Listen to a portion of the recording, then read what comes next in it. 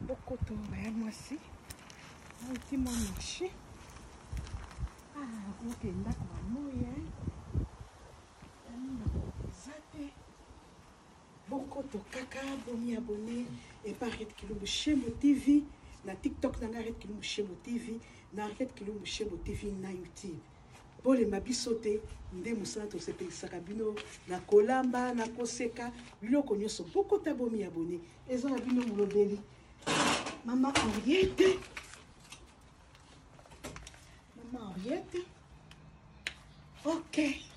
Biloko nini on va quitter ici tard. Bokoto, see you. Bye.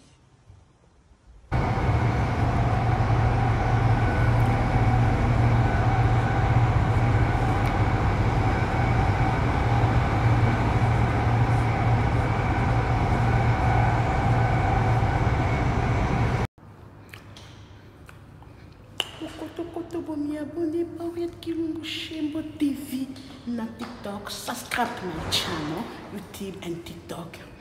Okay, thank you.